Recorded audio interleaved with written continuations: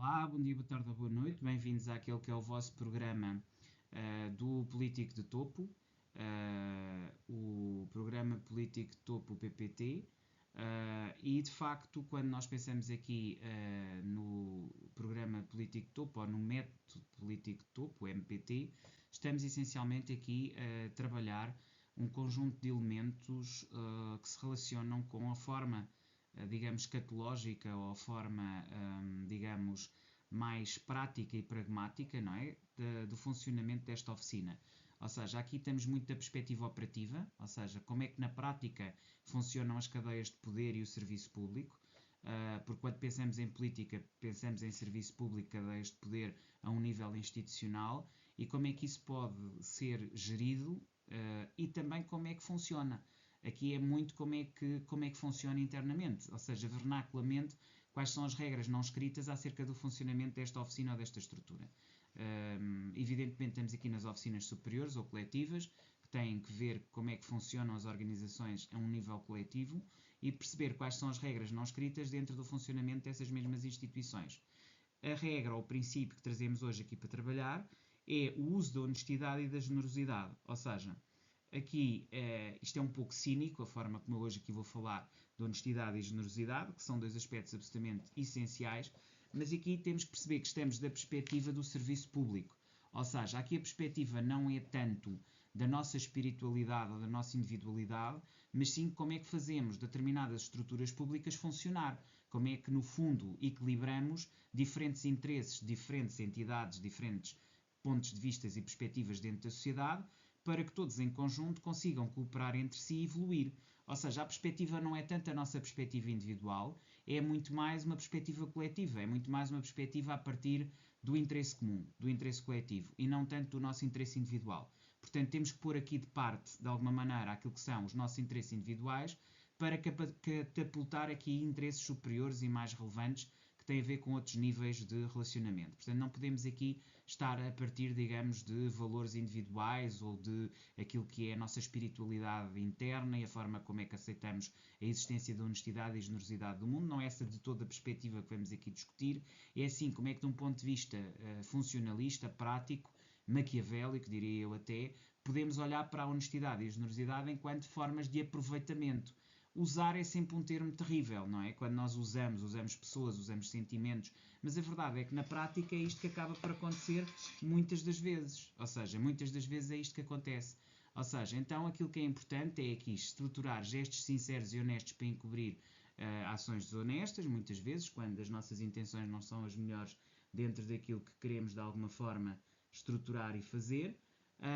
Ao mesmo tempo, sabendo que a desconfiança baixa a guarda diante da generosidade e usar a honestidade seletiva como ferramenta de manipulação, que muitas vezes também acaba por acontecer na prática. Atenção, eu não estou aqui com isto a defender minimamente que isto deva ser uma agenda pessoal, é apenas uma descrição de como na realidade acontece, ou seja, na prática é isto que acontece. Eu não estou a dizer se isto é bom ou mau, estou essencialmente a dizer como é que funciona.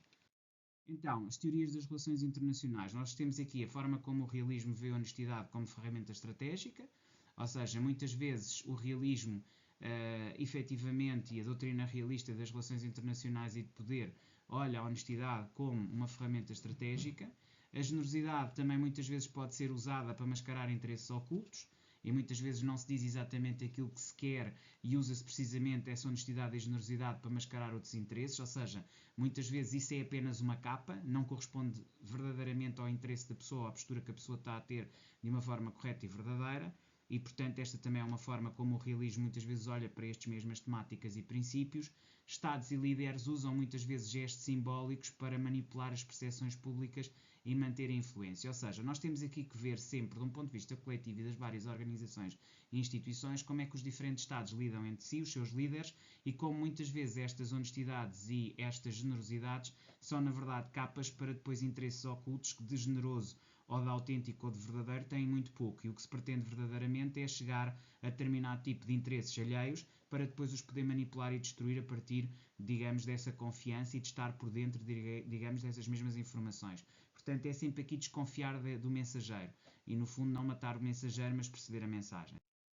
Aplicações práticas do realismo e liberalismo. O realismo tem muito aqui uma perspectiva de olhar para a ajuda humanitária como disfarce para ganho estratégico, ou seja, muitas vezes aquilo que é visto como algo na sociedade como positivo. Eu trouxe aqui este exemplo da ajuda humanitária porque nós sabemos que muitas vezes por detrás de boas intenções existem aquilo que se costuma dizer os lobos em pele de cordeiro, ou seja, tenta-se de alguma forma oferecer algo como sendo autêntico, verdadeiro e de apoio, quando na verdade aquilo que se pretende é ganhar a confiança. E a partir do ganho da confiança, então aí aparece a verdadeira face.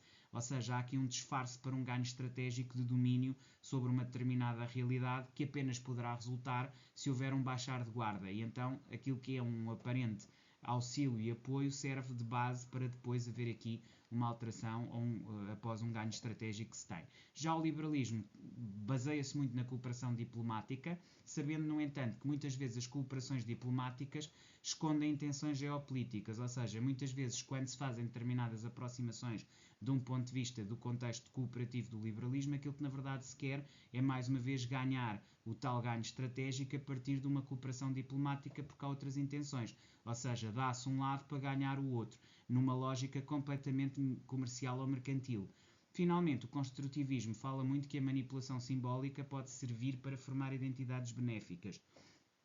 E aqui entramos diretamente na ideia de manipulação, ou seja, muitas vezes aquilo que é dito é apenas digamos, um apor ou uma tentativa de levar o outro a ficar vulnerável para depois poder ser manipulado e depois a partir daí estabelecer identidades benéficas que levam, digamos, aos ganhos que se pretendem verdadeiramente e que estão ocultos numa primeira fase.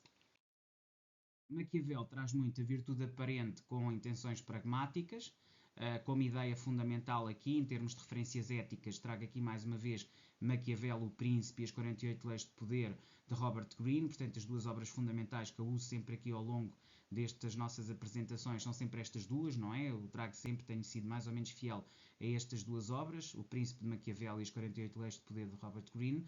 E, portanto, pegando aqui efetivamente nesta Lei 12, que tem muito a ver aqui com outras leis, não é? E aqui estão mais 4 leis que têm a ver com esta Lei 12 que eu trago aqui, não é? Que tem a ver muito com aparentar as tais intenções pragmáticas quando depois há outros interesses ocultos. E a Lei 1 diz: nunca ofusque o mestre, chamar a atenção a qualquer preço, fazer com que os outros venham até você e descobrir o ponto fraco de cada um. Tudo isto tem muito que ver com isto que estamos hoje aqui a dizer, não é? Ou seja, dar uma aparência diferente daquilo que verdadeiramente se está a fazer. Ou seja, a tal virtude aparente muitas vezes oculta intenções pragmáticas de que de bondade não tem nada. E em termos de política, e porque estamos a falar de Estados com Estados, ou de empresas com empresas, ou de entidades com entidades em contexto político, como é evidente, há uma competição e uma guerra permanente. Portanto, há sempre esta noção de quando estão em inferioridade não ofuscarem o mestre, essas empresas, chamarem a atenção a qualquer preço e ao mesmo tempo fazerem com que os outros venham até si, mas ao mesmo tempo descobrir pontos fracos de cada um para depois os poder manipular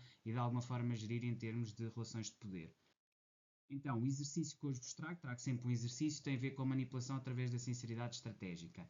O objetivo é entender como usar gestos honestos para manipular sem perder credibilidade. Ou seja, basicamente saber ocultar as verdadeiras intenções. No fundo, é o objetivo fundamental deste exercício, é como ocultar as intenções, usar aqueles que são aparentemente gestos honestos para depois manipular o nosso interesse ou chegar ao nosso interesse sem nunca perder a credibilidade. Ou seja, mantendo sempre um bom apport e continuando a ser genericamente aceito por todos. O cenário: você é um líder que usa a aparência de altruísmo para obter vantagem estratégica. Este é mais ou menos o cenário a partir do qual queremos partir, em que você aqui no fundo traz uma aparência de altruísmo, mas na verdade o que está escondido é a obtenção objetiva de uma vantagem estratégica que você não vai revelar imediatamente, ou seja, é algo que estará aqui oculto e portanto esse será o cenário que você vai criar com o objetivo obviamente de manipular, sem nunca perder a credibilidade junto àqueles com quem você está a negociar ou junto àqueles que você quer chegar para de alguma forma obter o seu fim. Os passos do exercício. No fundo, aquilo que aqui este exercício obriga é um conjunto de 3 passos. Você tem que, no primeiro passo, definir o objetivo estratégico, ou seja, o que é que você verdadeiramente quer ganhar. Pronto, aqui tem que pensar em algo. Por exemplo, você pretende obter uma quantia, pretende que um amigo lhe empreste uma quantia para um determinado objetivo. Pode ser, por exemplo, comprar uma casa. Então, quer que esse amigo lhe empreste um valor para comprar uma casa. Esta é a definição de um objetivo estratégico. Depois, planeia um gesto honesto, ou seja, você faz alguma coisa em relação a esse amigo, no fundo usa o seu poder de sedução para levar esse amigo de alguma forma que ele acredita em si, que você tem gestos honestos e que você de alguma forma lhe deu alguma coisa, criando-lhe ali uma relação de dependência. Ele fica grato por essa situação e isso permite-lhe ter ali uma vantagem sobre essa pessoa e depois deixa passar algum tempo até reforçar essa relação de proximidade. Depois executa o gesto de forma genuína e convincente para gerar a confiança, ou seja, faz o pedido partindo de uma forma genuína e convincente, regerando ali a sua dificuldade, que muitas vezes até pode ser real, você está mesmo numa situação de dificuldade, para gerar essa confiança, para depois fazer o pedido e chegar àquilo que é o seu objetivo, no fundo, que é obter o empréstimo desse seu amigo. Então, o passo 4 a 6, monitora as reações e manipula com base na confiança gerada, ou seja, aqui já tem a ver com os aspectos práticos. Ali estávamos a ver, no fundo, aquilo que é o exercício, ou digamos, a base do exercício em termos de ver o contexto e de ver como é que ele se realiza e de que bases é que ele parte, mas agora já temos aqui as bases operacionais, ou seja, para ler as bases objetivas, aqui são as bases operacionais. Portanto, 1 a 3 são as bases objetivas, gerar o objetivo, criar a situação e depois fazer o pedido, digamos assim, dentro daquilo que é o seu objetivo. Agora, você já vai fazer outra coisa, que é fazer uma monitorização das reações do outro, percebendo a cada passo o que é feito e como é que é feito, e depois manipular com base nessa confiança que entretanto foi gerada. Você, a partir daí, usa isso para conseguir manipular essas confianças. Depois, após fazer isto, você vai fazer aqui uma reflexão sobre a forma como você conduziu esta situação. Ou seja, se a manipulação foi percebida, até que ponto é que o outro verdadeiramente foi totalmente crédulo e acreditou e ficaram amigos à mesma e continuam a manter a relação, ou até que ponto isto foi destrutivo. E obter o feedback, aqui não vai ser direto, vai ser indireto, mas você, através de perguntas genéricas sobre outras situações, você vai conseguir saber se o gesto foi feito, se o gesto foi visto como genuíno, ou se esse gesto que você fez foi visto, na verdade, como uma estratégia para obter o resultado. Portanto, se foi genuíno ou se foi estratégia, o gesto que você fez é através de uma obtenção de feedback indireto. O feedback nunca aqui será algo direto. Conclusão e rotina e aplicação. No fundo, usar a honestidade como instrumento de influência e poder, perceber como, ao você criar relações de confiança, de credibilidade, isto também acaba por ser de alguma forma importante, enquanto elemento essencial para gerar a tal honestidade, e como isto depois é um instrumento de influência e poder. Registre isto tudo por escrito, ou seja, mantenha um diário no qual você toma nota das observações relativamente àquilo que você vai tendo de feedbacks do que fez, praticar os 15 dias de exercício, depois 15 dias de reflexão, 15 dias de exercício, 15 dias de reflexão, 15 dias de exercício, 15 dias de reflexão, até completar o total dos 90 dias. Incorporar estes hábitos na sua vida, criar uma rotina de influência e a partir deste momento você está habilitado também a fazer exercícios de influência e trabalhá-los de forma constante. Espero que tenham gostado do exercício de hoje e da aula de hoje. Voltamos a ver amanhã. Até lá, despeço-me com cordialidade.